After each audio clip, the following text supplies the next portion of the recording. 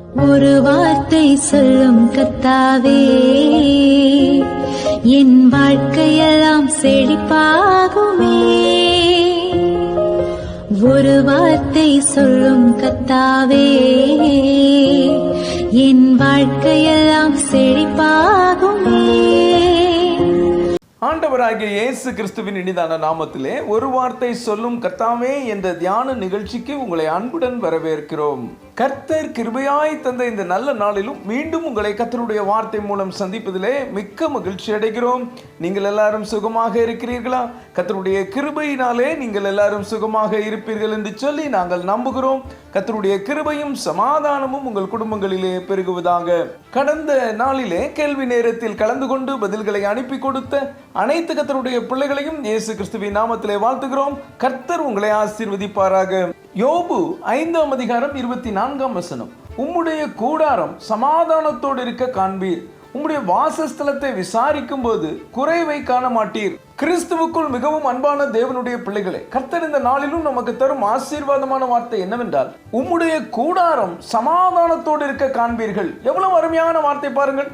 இன்றைக்கு குடும்பங்களிலே காணாமல் போயிருப்பது சமாதானம் தான். குடும்பத்தில் காணப்படும் பல்வேறு குறைகள் சமாதானத்தை கெடுக்கின்றன.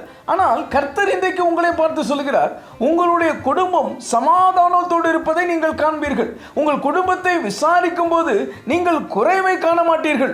ஏசாயா 9ஆம் அதிகாரம் 6ஆம் வசனம் இப்படியாக சொல்கிறது, நமக்கு ஒரு பாலகன் பிறந்தார், நமக்கு ஒரு குமாரன் கொடுக்கப்பட்டார், கர்த்தத்துவம் அவர் தோளின் மேல் இருக்கும், அவர் நாமம் அதிசயமானவர், ஆலோசனை கர்த்தா, வல்லமையுள்ள தேவன், நித்திய பிதா, சமாதான பிரபு எனப்படும். ஆம் கர்த்தருடைய பிள்ளைகளே, நமக்காக ஒரு பாலகன் பிறந்திருக்கிறார். அவர்தான் நம்முடைய ஆண்டவர் இயேசு கிறிஸ்து. வல்லமையுள்ள தேவன், நித்திய பிதா, சமாதான பிரபு. சமாதான பிரபுவாகிய தேவன் உங்களுக்கும் எனக்கும் சமாதானம் தருகிறார். அவர் இருக்கும்போது நீங்கள் ஏன் கவலைப்படுகிறீர்கள்? கவலைப்படாதிருங்கள். அவர் உங்கள் குடும்பத்தை பார்த்துக் கொள்வார். 1 சாமுவேல் 1ஆம் அதிகாரம் 17ஆம் வசனத்தை நாம் வாசிப்போம். அதற்கு ஏலி, சமாதானத்துடனே போ, நீ இஸ்ரவேலின் தேவனிடத்தில் கேட்ட உன் விண்ணப்பத்தின்படி அவர் உனக்கு கட்டளையிடுவாராக என்றான். சமாதானத்தோட போ என்று ஏலி அன்னாளை பார்த்து சொல்லுகிறார். அன்னாள் வருஷந்தோறும் தன்னுடைய புருஷன் எல்கானாவோடு எப்ராஹிம் மலை தேசத்திலிருந்து சீலோவிலே இருக்கிற கர்த்தருடைய ஆலயத்திற்கு குடும்பமாக வருவார்கள். வரும்போதெல்லாம் அன்னாள் வேதனையோடு தான் இருப்பாள். காரணம், அவளுக்கு குழந்தை இல்லை. நம்முடைய தேவன் குறைவுகளை நிறைவாக்குகிறவர். இந்த தடவை அன்னாள் வந்தபோது அவளை சமாதானத்தோடு அனுப்புகிறார்.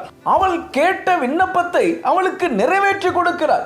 என கண்பான தேவனுடைய பிள்ளைகளே, இன்றைக்கு ஏதோ ஒரு குறைவு உங்களை வேதனைப்படுத்திக் கொண்டிருக்கிறதா?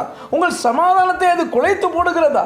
அது உங்கள் குடும்ப பிரச்சனையாக இருக்கலாம், உறவுகள் மத்தியில் விரிசல்களாக இருக்கலாம், அல்லது ஏதோ ஒரு தேவையாக இருக்கலாம், கடன் அல்லது வியாதியாக இருக்கலாம்.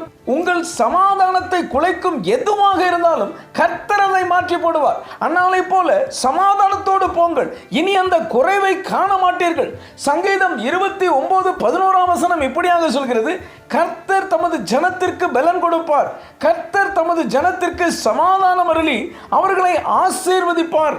என கண்பான தேவனுடைய பிள்ளைகளே, கர்த்தர் அவருடைய பிள்ளைகளாகிய உங்களை ஒரு நாளும் கைவிடுகிறதில்லை. அவர் உங்களுக்கு பலன் கொடுத்து உங்கள் குறைவுகளை எல்லாம் அவர் நிறைவாக்குகிறார். அவர் உங்களுக்கு சமாதானம் அருளுகிறார். அவர் உங்கள் குடும்பத்தை ஆசீர்வதிக்கிறார். சோர்ந்து போகாதீர்கள். இந்த கிறிஸ்துமஸ் காலங்கள் உங்களுக்கும் உங்களை சார்ந்தவர்களுக்கும் உங்கள் குடும்பத்தாருக்கும் மிகவும் ஆசீர்வாதமாக இருக்கும். நீங்கள் உங்கள் குடும்பத்தை விசாரிக்கும் போது எந்த ஒரு குறைவையும் காண மாட்டீர்கள். ஜெபிப்போம். அன்பின் பரலோக பிதாவே, இந்த நல்ல நேரத்துக்காய் நன்றியோடு துதிக்கிறோம், ஸ்தோத்திரிக்கிறோம்.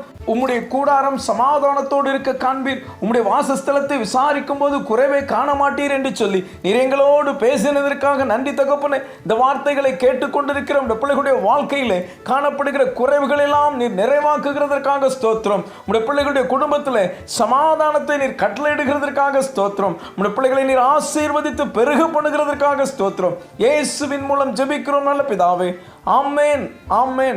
இன்றைய கேள்வி, எப்ராஹிம் மலை தேசத்திலிருந்து வருஷந்தோறும் கர்த்தருடைய ஆலயத்திற்கு குடும்பமாக வருவது யார்? ஏ ஆபிரகாம் சாராள், பி ஈசாக்கு ரெபேக்காள், சி யோவான் எலிசபெத், டி எல்கானா அன்னாள்.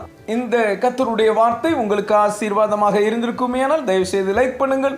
உடைய நண்பர்களுக்கும் உறவினர்களுக்கும் வாட்ஸ்அப்பில் இருக்கிற அனைத்து குழுக்களுக்கும் அனுப்பி கொடுங்கள். தொடர்ந்து உத்தரப்பிரதேசத்திலும் ஒரிசாவிலும் ஊழியம் செய்து வருகிற நம்முடைய RCM மிஷனரிமார்களுக்காக, அங்கு இருக்கும் புதிய விசுவாசிகளுக்காக, நம்மால் ஆதரிக்கப்படும் ஆதிவாசி குழந்தைகளுக்காக, நம்மால் உதவி பெறும் குஷ்டரோகிகளுக்காக, அவர்கள் தேவைகள் சந்திக்கப்பட தொடர்ந்து ஜெபித்துக் கொள்ளுங்கள். கர்த்தர் உங்களையும் உங்கள் குடும்பத்தின் பிள்ளைகளையும் ஆசீர்வதிப்பாராக.